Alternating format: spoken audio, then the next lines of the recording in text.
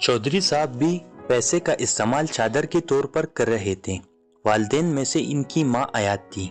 वालिद काफ़ी अरसे पहले दिल का दौरा पड़ने से इंतकाल कर गए। इनके बाद सारी जिम्मेदारी और सारी जागीर इनके हाथ आ गई, जिसे इन्होंने अपनी मर्जी से इस्तेमाल किया। वो बीवी बच्चों को भी दबा कर रखते थे और पूरी घर में इनकी वहशत होती। इनका नाम सुनकर इनके बच्चे डर जाते। इनकी सिर्फ 2 बेटियां थी, उरूज और गुड़िया।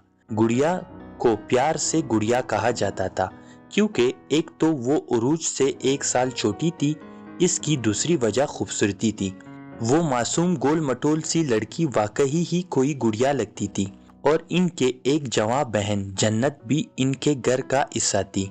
वो अपने आप में मगन रहने वाली एक मजहबी लड़की थी, इस्लाम और अल्लाह से मोहब्बत करने वाली।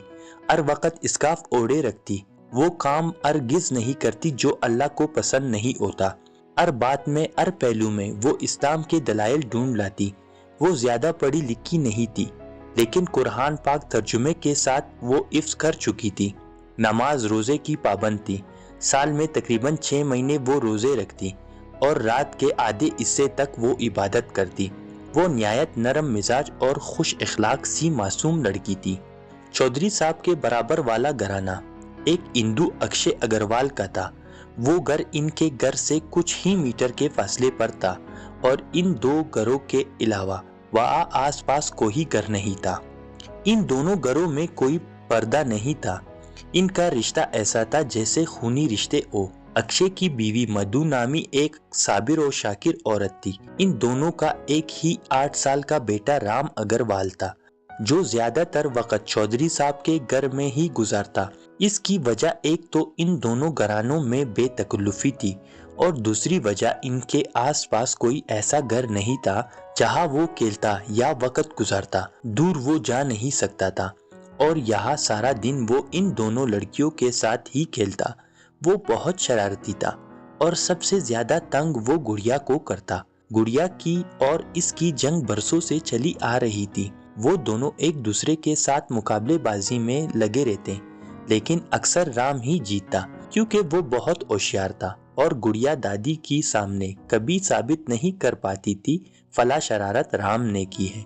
दादी की नजरों में वो हमेशा फरिश्ता था। इस घर में सबसे ज्यादा दादी ही उसे पसंद करती थी, क्योंकि वो इनके 100 साल पुरानी कहानियां बड़ी दिलचस्पी से सुनता था, जिनमें गुड़िया को कभी दिलचस्पी महसूस नहीं हुई।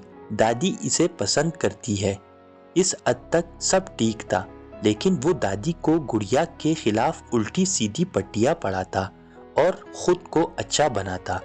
और दादी इतनी बोली थी, इसकी बात पे आंख बंद करके यकीन करती।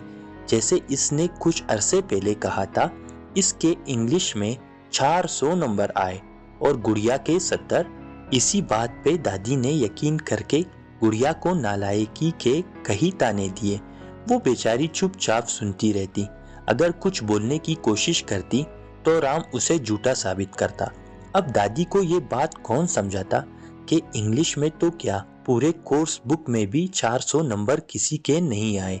और बिल्कुल ऐसे ही कुछ महीने कबल इसने दादी के कानों में ये बात फूंक दी कि गुड़िया के रुखसार पे जो काला तिल है वो बदबख्ती की अलामत है। और दादी ने लगे हाथों इस बात पे यकीन भी कर लिया। अब तो वो उठते बैठते इस तिल के ताने देती। घर में जो भी छोटा बड़ा नुकसान होता, इसका जिम्मेदार वो तिल होता। बिल्ली चूजे खा गई तिल की मनुसियत की वजह से। किसी को बुखार हो गया तिल की वजह से। और अगर किसी को नजला भी हुआ तो इसका जिम्मा भी इस तिल के सर पे होता। तिल ना हुआ गोया काला सांप हो गया। राम की पढ़ाई पट्टी इतनी ही मजबूत होती कि दादी इसके अलावा कुछ देख ही ना पाती। दादी इतने यकीन से कहती, कभी कभी वो खुद भी सोच में पड़ जाती, वाकई ये तिल कोई मनूस है। लेकिन तहज्जुब की बात तो ये थी, इस तिल की दीवानी इसकी सारी सहेलियां थी। वो जब स्कूल जाती तो सभी इस पे रश करते, हाय गुड़िया तेरे गालों पे कितना खूबसूरत तिल है। अब वो इन्हें क्या बताती। इस तिल की वजह से घर में कई नुकसानात हो चुके हैं, जिनकी वजह से इसका दिल चाहता वो तिल नोच कर कहीं दूर फेंक दे। वो तिल किसी आसेब की तरह इसके पीछे पड़ा था। मगर इस सब के बावजूद वो जानती थी ये सब राम की कारस्तानी है और इसी वजह से इसके और राम के बीच नफरत की दीवार खड़ी थी। उरूज अलबत्ता इन दोनों के मुकाबलेबाजी से हमेशा दूर ही रहती। उसे इन मामलात में बिल्कुल भी दिलचस्पी नहीं थी, मगर वो राम की शरारतों से वाकिफ थी। लेकिन गुड़िया की तरह उसके पास भी कोई सबूत नहीं होते थे जिन्हें वो दादी को दिखाकर इसे दादी की निगाहों से गिराती। उरूज और गुड़िया इसे जितना ही नापसंद क्यों ना करते, मगर वो खेलने के लिए इन्हीं दोनों के पास आता, क्योंकि इन दोनों के अलावा इसका कोई दोस्त ही नहीं था। वो बाज दफा इन दोनों के साथ गुड़िया और घर घर भी खेलता। गुड़िया अक्सर गुस्से से इसे मोटे कहती, क्योंकि वो थोड़ा बड़ा हुआ जिस्म रखता था, गोरी रंगत और सुनहरी आंखें, और इन्हीं आंखों की वजह से वो इसे बिल्ली जैसी आंखों वाले कहती, जिस पे वो नाराज होने के बजाय खिलखिलाकर हंस पड़ता।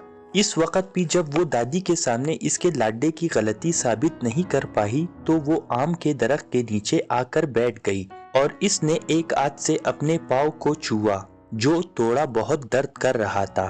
क्या बहुत दर्द कर रहा है? इसके पास से ही कई आवाज उभरी। इसने सर को उठाकर सामने देखा। गुस्से की एक लहर इसकी वजूद में पैदा हो गई। तुम? वो जोर से चिल्लाई। दफा हो जाओ यहाँ से। वो एक बार फिर पाँव मसलने लगी। आई एम सॉरी, वो कान पकड़कर बोला। कभी कभी वो माफी मांग लिया करता था, लेकिन वो उसे माफ नहीं करती थी। क्या फायदा माफ करने का? थोड़ी देर बाद उसी ने वही शरारतें फिर से दोहरानी थी। गुड़िया खेलोगी? उरूज पास ही खड़ी थी। इसके हाथों में गुड़िया थी। वो खेलने के लिए तैयार हो गई और दरख्त के तने का सहारा लेती हुई खड़ी हो गई। राम अभी भी वही खड़ा उसे देख रहा था। मैं भी आपके साथ खेलूंगा, वो पुरजोश होकर बोला। गुड़िया ने गुस्से से उसे देखा। नहीं, कोई जरूरत नहीं। वो पैर पकड़कर लंगड़ाती हुई जा रही थी। राम को अफसोस हुआ। अपनी गुड़िया की शादी मुझसे करोगी? इसने पीछे से आवाज दी। बिल्कुल नहीं, वो चलते हुए बोली थी। राम मुस्कुरा दिया। इसकी आंखें चमक उठी। अच्छा, तुम शादी करोगी मुझसे? इसने शरारत से पूछा। ये बात कहकर वो हमेशा उसे चिढ़ाता था और वो हमेशा से चिढ़ती थी। इस वक्त भी वो कड़ी होकर जमीन पे मुतलाशी निगाहों से देख रही थी। राम जानता था वो उसे मारने के लिए कुछ ढूंढ रही है। फिर उसे फर्श पे रबड़ का बॉल नजर आया जो उसने उठाकर राम की तरफ उछाल दी। वो जानती थी वो भाग जाएगा और बॉल उसे नहीं लगेगी, लेकिन वो गलत साबित हुई। वो वही खड़ा रहा और बाल सीधा जाकर उसके मुंह पे लगी। राम तो मुस्कुरा दिया, मगर वो शर्मिंदा हुई। ये सही था, इसने निशाना दुरुस्त लगाया, मगर उसे यकीन था वो भाग जाएगा। मगर आज वो पहली बार खड़ा रहा और बाल भी उसे लग गई और वो गुस्सा होने के बजाय मुस्कुरा रहा था। उरूज भी इन दोनों के तमाशे को एंजॉय कर रही थी। तुम भागे क्यों नहीं, बिल्ली जैसे आंखों वाले? उसने हैरान होकर पूछा। ताकि तुम्हारा बदला पूरा हो, वो कंधे उचकाकर बोला। वो सर झटक कर एक बार फिर अपने कुड़िया वाले घर के पास जा रही थी जब अंदर से जन्नत बुआ की आवाज आई। गुड़िया, उरूज, अंदर आ जाओ, पकोड़े बने हैं। वो दोनों पुरजोश हो गई और गुड़िया रुककर अंदर जाने लगी। राम को भी लेते आना। दादी की आवाज भी जोर से गूंजी जो राम ने सुन लिया और अंदर की तरफ भागा। ये इसकी अच्छी आदत थी। जब तक उसे कुछ खिलाने के लिए बुलाया नहीं जाता वो कभी नहीं जाता। वो लाख फ्री था, लेकिन इस मामले में इसके अंदर एक झिझक थी और ये झिझक उसके अंदर उसकी माँ ने पैदा किया था। इसकी परवरिश लाजवाब थी। दोपहर का वक्त था। उरूज और गुड़िया चुपके से घर के अंदर दाखिल हुई। इनकी झोलियाँ खुबानी से भरी हुई थी, वो जो अपने ही बागीचे से चोरी करके लाए थे। और चोरी इन्होंने इसलिए किया था क्योंकि वो अभी कच्चे थे और अगर पक्के भी होते तब भी दादी इन्हें हाथ लगाने नहीं देती थी, जैसे वो खुबानी ना हुए कोई सोने का अंडा देने वाली मुर्गी। इस वक्त दोपहर का वक्त था। खाने के बाद सभी सो चुके होंगे। यही सोचकर वो बगीचे में गई, जहाँ बैठकर इन्होंने खूब पेट भरा और बाकी बचा हुआ माल झोलियों में डालकर घर ले आए थे। ये सोचकर के बाद में खाएंगे। चुप वो इसलिए रहे थे क्योंकि दादी का सामना करने पे इन्हें डांट के साथ लाठी का वार भी सहना पड़ता اور اگر سامنا جنت بوا سے ہو جاتا تو وہ دنیا بھر کے اقوال اور احادیث سنا دیتی تھی، اور جس سے وہ بچنا چاہ رہے تھے وہی ہوا۔ سامنے سے جنت بوا آتی نظر آئی، دونوں کی ہوائیاں اڑ گئی اور وہ ایک دوسرے کا منہ دیکھنے لگی۔ جنت ان کے پاس آئی اور ایک ایک نظر دونوں پہ ڈال کر اس نے ان دونوں کی جولیوں کو دیکھا۔ تم لوگوں کی جولیوں میں کیا ہے؟ دونوں نے تھوک نکلا۔ بوا، اگر ہم آپ کو بتا دیں کہ ہماری جولی میں خوبانی ہے تو آپ ہمیں ڈانٹیں گی؟ گڑیا بھرپور معصومیت سے بولی۔ جنت نے اپنی مسکراہٹ چھپائی، اور اگر تم لوگ نہیں بتاؤ گی تو میں زیادہ ڈانٹوں گی۔ وہ مصنوعی غصے سے بولی، یہ خوبانی ہے۔ اب کی بار عروج نے بتایا، جیسے پہلے گڑیا نے تو پتہ ہی نہیں لگنے دیا۔ تم لوگوں نے چوری کی ہے۔ وہ گھٹنوں کے بل ان کے سامنے بیٹھ گئی۔ دونوں نے نگاہیں جھکا لی، البتہ انہیں یقین تھا اب جنت کا لیکچر شروع ہو جائے گا۔ نہیں، چوری نہیں کی، وہ گرے پڑے تھے۔ تو گڑیا نے جھوٹ بول کر صفائی دینے کی کوشش کی، لیکن جنت نے اسے گور کر دیکھا۔ مجھے سب پتا ہے والی نگاہوں سے دیکھا۔ وہ مزید شرمندہ ہو گئی۔ بس چھوٹی سی چوری کی ہے، وہ گردن جھکائے مدھم آواز میں بولی۔ جنت نے اس کے گالوں پہ ہاتھ رکھ کر اسے پیار سے دیکھا۔ چوری تو چوری ہے، چھوٹی ہو یا بڑی، اور چوری کرنا بہت بری بات ہے۔ چوری کرنے والا کبھی نہ کبھی ضرور پکڑا جاتا ہے۔ چوری مطلب کسی بھی چیز کو غلط طریقے سے حاصل کرنا، اور جو چیز غلط طریقے سے ہم حاصل کر لیں وہ کبھی بھی ہمارے لیے صحیح نہیں ہو سکتی۔ غلط راستے کی منزل ہمیشہ غلط ہوتی ہے، گڑیا یاد رکھنا۔ اور تم نے صرف چوری ہی تو نہیں کی، تم نے کچے خوبانی توڑ کر نقصان بھی کیا ہے، اور جھوٹ بھی بولا ہے۔ جھوٹ معلوم ہے کیا ہوتا ہے؟ جھوٹ برف کی طرح ہوتا ہے جو آہستہ آہستہ پگھل کر ختم ہو سکتی ہے۔ جھوٹ کبھی بھی کامیاب نہیں ہو سکتا، اور جھوٹ بولنے والا کبھی بھی صحیح منزل نہیں پا سکتا، اور جھوٹ بولنے والے سے اللہ تعالیٰ بھی ناراض ہوتا ہے۔ مجھے ڈر لگا، اگر میں سچ بولوں گی تو آپ مجھے ڈانٹیں گی۔ وہ رونے والی شکل بنا کر بولی، کچھ بھی ہوتا لیکن تمہیں جھوٹ نہیں بولنا چاہیے تھا۔ جھوٹ بولنا بری بات ہے، چاہے انسان کتنی مشکل میں ہی کیوں نہ ہو، اسے ہمیشہ سچ کا ساتھ دینا چاہیے۔